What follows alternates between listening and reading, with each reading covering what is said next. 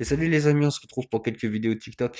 Elle a vraiment commencé à flipper le jour où elle a compris que quelque chose n'allait pas avec cette viande. Elle avait acheté quelques heures plus tôt dans une petite épicerie isolée des montagnes des Appalaches, un endroit banal où elle avait l'habitude de faire ses courses. Sur le moment, rien ne lui avait semblé suspect. L'emballage était classique, la couleur normale, et le produit était vendu comme n'importe quel morceau de viande. Plus tard dans la journée, presque par hasard, elle décide de poster une courte vidéo sur TikTok pour montrer son achat. À ce moment-là, elle ne s'attend absolument pas à ce qui va suivre. Très vite, les commentaires affluent par centaines, puis par milliers, et l'ambiance change brutalement. Des internautes commencent à remarquer des détails troublants qu'elles n'avaient pas vus, une texture étrange, des fibres inhabituelles, une apparence qui ne correspond à aucune viande connue. Beaucoup affirment que cela ne ressemble à aucun animal. Certains vont encore plus loin, ils parlent d'une ressemblance dérangeante avec de la chair humaine. Au début, la fillerie y pense à une exagération d'internet.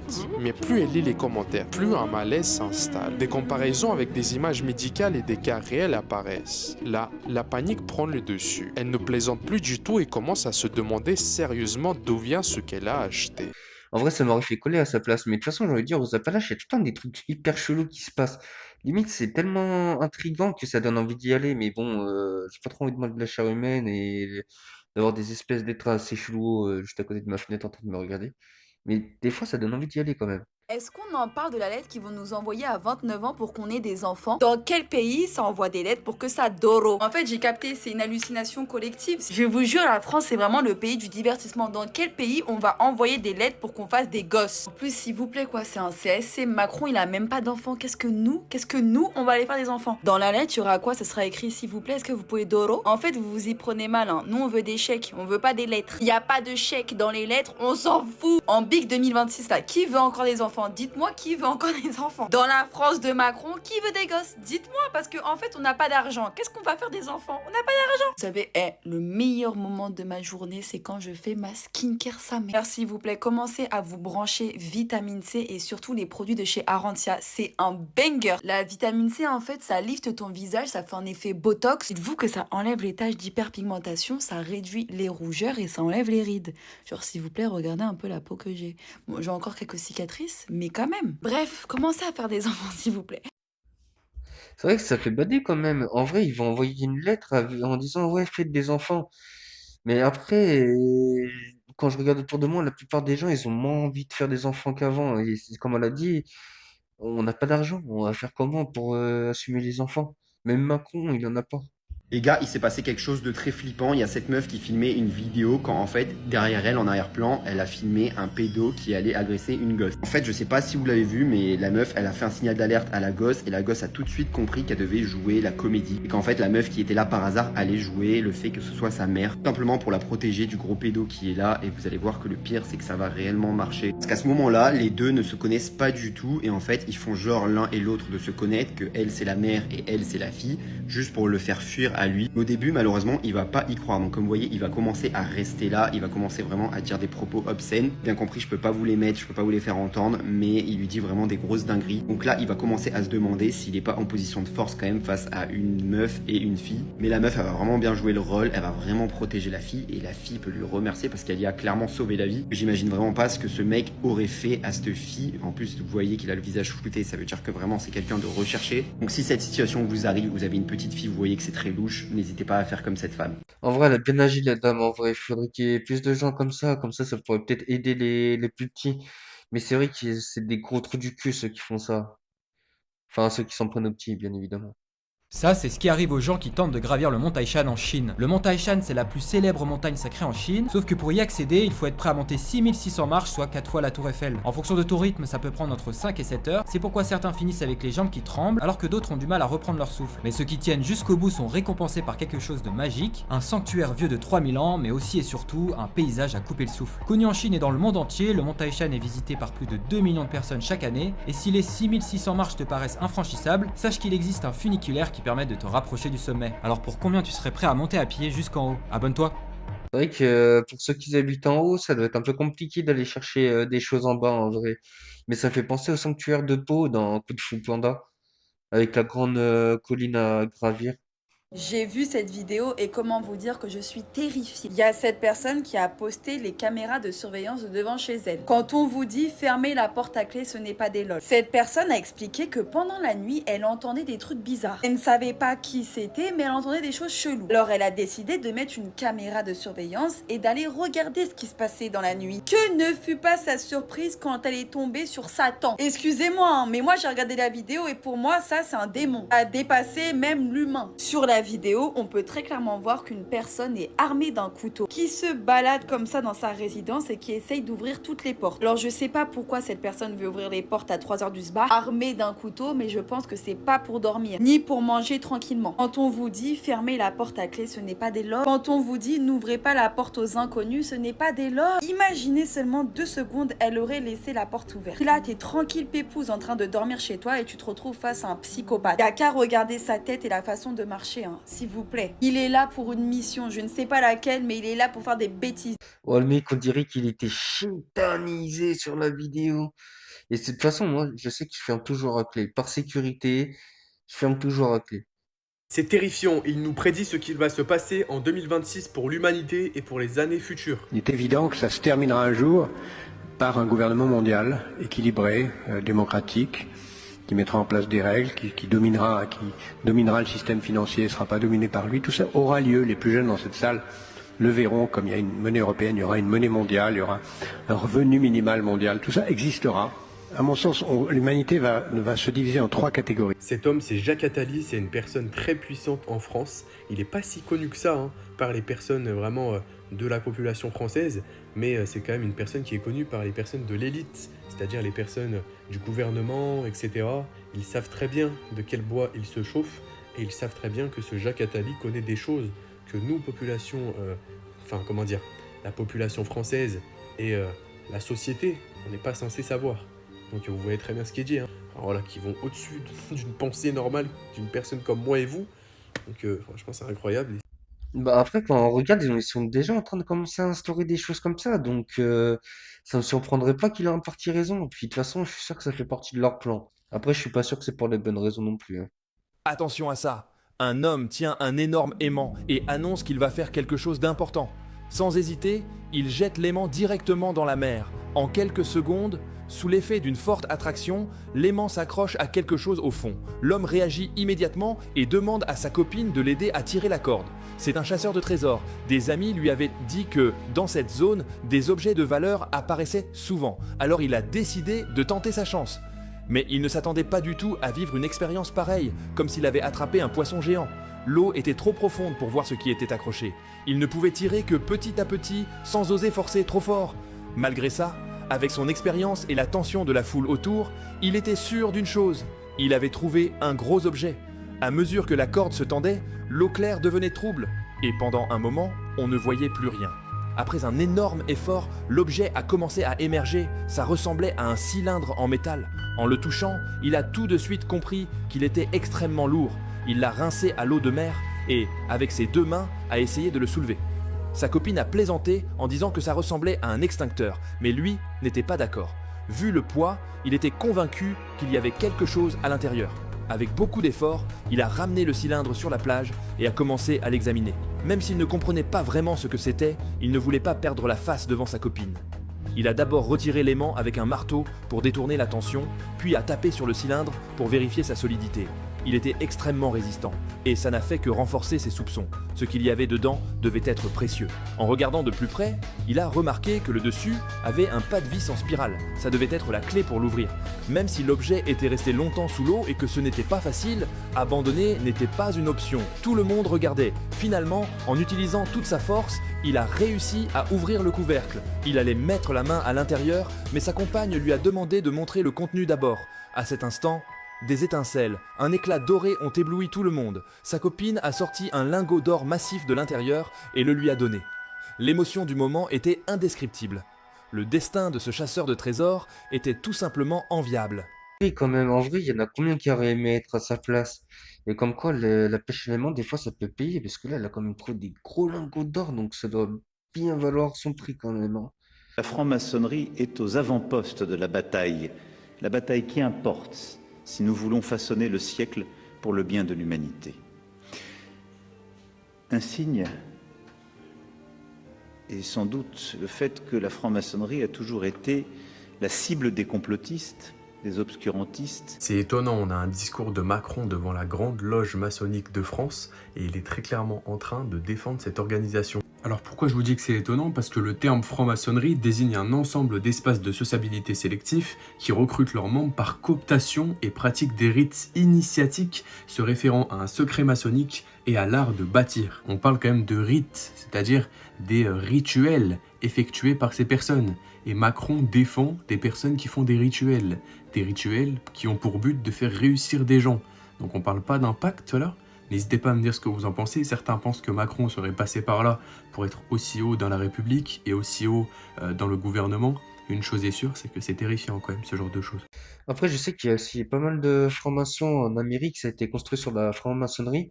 Et j'ai entendu aussi que le Vatican, en fait, le pape écoutait les francs-maçons 33 degrés. Et du coup, au final, c'est un peu comme les Illuminati, mais j'ai l'impression qu'ils gèrent d'autres choses. En fait, j'ai l'impression qu'ils ont fait plusieurs groupes, plusieurs sectes, et qu'ils gèrent chacun ses petits détails, on va dire. Si vous avez fait cette trend où vous générez votre partenaire idéal avec l'IA, écoutez bien ce que je vais vous dire. En participant à cette trend, vous apprenez à l'IA à imiter parfaitement nos imperfections humaines et à rendre les vidéos IA hyper réalistes. Je vous explique. L'IA est entraînée sur des millions d'images et de vidéos disponibles sur Internet. Mais aujourd'hui, ça ne suffit plus, il lui en faut beaucoup plus pour produire des résultats hyper réalistes. Rappelez-vous, les premières images d'IA étaient beaucoup trop parfaites pour être crédibles. Et nous, on fait pas confiance à la perfection. Alors, pour nous piéger, l'IA a besoin de réalisme. Elle veut nos pores, nos taches de rousseur et la texture exacte de notre peau. L'accès gratuit à toutes ces IA engendre une utilisation de masse, ce qui signifie que vous donnez aux entreprises qui détiennent les outils d'IA des millions de visages, de corps, de textures et d'angles de vue. Et le but final, c'est de créer des vidéos si authentiques qu'aucun humain ne pourra détecter la manipulation. Alors rappelez-vous que sur Internet se cache toujours un prix invisible. Si vous ne payez pas, c'est que vous servez de ressource. Et si ce genre de contenu vous intéresse, n'hésitez pas à vous abonner. Je m'appelle Amélie et je parle de tech et d'intelligence artificielle. C'est vrai que moi, on m'a toujours dit, méfie-toi des produits gratuits parce que au final, c'est toi le produit. Et là, elle a très bien expliqué pourquoi. Et c'est vrai que l'IA, en fait, j'ai une facilité pour la reconnaître par rapport à ça aussi. Le fait que tout est lisse, tout est propre, tout est bien. Et c'est vrai que ça devenait un peu plus compliqué si elle arrive quand même à imiter les portes, tout ça. Là, ça deviendra peut-être un peu trop réaliste par contre. Tiens donc, hier, l'administration Trump a fait retirer d'Internet le World Factbook de la CIA. Vous allez me dire qu'est-ce que c'est? C'est une énorme base de données qui donne les informations, enfin qui donnait, parce qu'elle n'existe plus, sur la natalité, la mortalité, l'économie de tous les pays. Ça a été retiré sans explication officielle, sans avertissement, et personne n'a expliqué pourquoi. Alors, il faut savoir que ça faisait déjà plus de 60 ans que c'était en ligne, et là, comme par hasard, pendant l'affaire Epstein, on supprime certaines choses. À votre avis, les amis, qu'est-ce qu'ils ne veulent pas qu'on sache de plus? Surtout que ça concernait la natalité, la mortalité. Vous voyez ce que je veux dire? De tous les pays. De toute façon, ils nous montrent que ce qu'ils ont envie de nous montrer, et puis le reste, ils vont tenter de le faire enterrer, tout ça. Donc ces choses-là, c'est flagrant que c'est fait exprès de nos jours. Là, maintenant, on peut même plus nier quand on regarde un minimum que ils font exprès. Epstein est sorti au grand jour. Est-ce qu'on en reparle de tous les enfants qui sont portés disparus à Disneyland? Pas Disneyland Paris, l'autre. Tous les ans, des tas d'enfants sont portés disparus là-bas. C'est un truc de malade. Il y a même des personnes qui ont témoigné du fait d'avoir vu des enfants disparaître sous leurs yeux dans les toilettes de Disney. En gros, elles sont dans les toilettes, il y a un enfant, elle tourne la tête pour se laver les mains, elle retourne la tête, l'enfant n'est plus là. Sauf que l'enfant ne peut aller nulle part. Et en fait, c'est qu'il y a des trappes. Il y a des trappes dans le sol. Et c'est pour ça que pendant un temps, on a parlé des tunnels en dessous de nous. On en a parlé de ça. Il y a eu des affaires par rapport à ça. Des personnes aussi qui ont témoigné d'avoir retrouvé des tunnels qui durent des kilomètres et des kilomètres. Et en fait, une fois que tu vas là-bas, tu finis par te perdre. Et tout ça, ces trois choses-là sont reliées à cette affaire. Parce que tout ça, c'est la même chose. Ça parle du thé d'enfant. Et en fait, tout fait de plus en plus sens et je sais pas jusqu'où on va aller, jusqu'où on va devoir ouvrir les yeux, entre guillemets, sur des choses qui sont sous nos yeux et que certaines personnes, de base, ne croyaient pas. Il y a même des tas de personnes qui ont commenté sur Disney et qui ont dit que c'est pour ça, ils ont pas dit le pourquoi du comment, mais il y a des choses vraiment très bizarres qui se passent là-bas et c'est pour ça qu'ils ont démissionné. Après, j'ai pas encore assez regardé c'est quoi ce Disney. Il faudrait que je regarde un peu plus, mais après, c'est possible. Vous pourrez me dire en commentaire en vrai. Et, euh, et les tunnels aussi, en fait, ça commence à être pas mal connu que toutes ces sectes, tous ces gens-là, en fait, ils utilisent des tunnels pour pas qu'on les voie se déplacer avec leurs victimes, etc., pour pouvoir aller d'un bâtiment à un autre et faire ce qu'ils ont besoin de faire. En fait, ça serait comme on pourrait dire, une route parallèle que ces élites-là connaîtraient. La vérité derrière les morts de vos célébrités préférées. Bon, je pense que vous avez tous déjà remarqué qu'il y a de plus en plus de stars qui perdent la vie mystérieusement. Malheureusement, c'est pas juste une coïncidence. La vérité, c'est que quand vous arrivez au sommet, logiquement, vous accédez à des secrets qui sont normalement protégés. Sauf qu'il y a des célébrités qui sont issues de la classe moyenne ou de milieux défavorisés, qui n'arrivent pas à garder ces secrets et qui décident de dénoncer. Bizarrement, juste après, ils se font assassiner. Parmi ces célébrités, je vais vous parler d'un des meurtres qui m'a le plus marqué, celui d'un des rois incontestés de la musique, Cobain. À son époque, il était limite considéré comme un dieu. Son influence commençait à devenir beaucoup trop dangereuse. Parti du tristement célèbre Club des 27 regroupe toutes les grandes célébrités qui sont mortes avant l'âge de 27 ans. Ce qui est extrêmement bizarre avec ce chanteur, il a essayé de mettre fin à sa vie à l'âge de 10 ans. Il a même assisté à une scène où il y a une personne qui s'est littéralement pendue devant lui. Dessinait même des démons à l'âge de 7 ans. Donc apparemment c'était des esprits du monde invisible qu'il avait la capacité de regarder. Je vous laisse aller sur Google pour aller observer ces dessins, ça fait vraiment flipper. Il était marié à une femme qui était extrêmement connue du nom de Courtney Love. Les deux ils avaient le même passé traumatisant. Père qui les insultait, qui les battait, qui les rabaissait. Dépendance aux substances illicite. Sauf que lui, c'était vraiment abusé. Il en était arrivé à un niveau où on pouvait le retrouver littéralement dans son vomi par terre dans les rues de London. Ce qui est extrêmement bizarre avec sa mort, qu'il aurait écrit une lettre avant de se mettre une balle dans la tête. Dans cette lettre, il explique qu'il en peut plus de la vie. Il préfère arrêter sa carrière au moment où il est au sommet. Que le seul moyen qu'il a trouvé pour rester éternellement au sommet, c'est de se tuer. Une technique qui est très utilisée dans le monde d'Hollywood, parce que ça donne à l'artiste une espèce d'aura divine. C'est un peu ce qui s'est passé avec Michael Jackson ou Bruce Lee. Il disait que lui et les membres du club des 27, ils ont été éliminés pour les empêcher de révéler certains secrets sur les rituels bizarres, célébrités dans le monde de la musique. Toutes les personnes qui seraient mortes jeunes et que vous connaissez, qui appartiendraient à ce mystérieux club des 27, ce seraient juste des artistes extrêmement célèbres qui à un moment donné ont eu accès à des secrets et ont décidé de tout dénoncer. Moi, ce que vous en pensez, est-ce que vous voulez que je vous fasse une vidéo détaillée sur le mystérieux club des 27? Il y a même un épisode dans American Horror Story où on nous a expliqué indirectement que ce serait Drake qui serait lié à la mort de XXXTentacion. En fait, il était tellement talentueux, il allait bientôt lui faire de l'ombre. On peut imaginer que c'est un peu le même principe avec toutes les grandes célébrités. Le trône, il se récupère de force. Si vous faites pas en sorte d'abattre le roi, c'est lui qui va vous abattre avant que vous preniez sa place. Donc on peut imaginer que c'est aussi ce qui s'est passé avec Kurt Cobain. Le moment parfait pour qu'une nouvelle célébrité émerge, c'est pendant la mort d'une ancienne. Parce qu'il y a vraiment une espèce d'énergie qui se dégage de ce moment-là et qui appartient aux fans. Si vous avez réuni les bonnes conditions, vous pouvez vous nourrir de cette énergie. Dites-moi ce que vous en pensez. Quelle vidéo vous voulez que je fasse sur la prochaine célébrité, que ce soit la mystérieuse mort d'Alia, Miller qui était le petit ami d'Ariana Grande, par la mort de Biggie et Tupac. Un reportage qui est sorti sur Netflix. Elle, on nous explique que celui qui les aurait éliminés, ce serait P. Diddy. Dites-moi ce que vous en pensez. Bisous l'équipe. Après, c'est vrai que le club des 27, j'en entendais parler déjà quand j'étais plus petit par mes parents et tout ça. Et c'est vrai que je me souviens que les premières interrogations, ils venaient un peu du club des 27 parce qu'on trouvait ça curieux qu'ils mouraient tous avant 27 ans, qu'il y en avait, ils étaient tous drogués, etc. Et c'est vrai que les premiers soupçons, ils viennent de là, mais de nos jours, je pense, quand on regarde un petit peu, on peut comprendre pourquoi.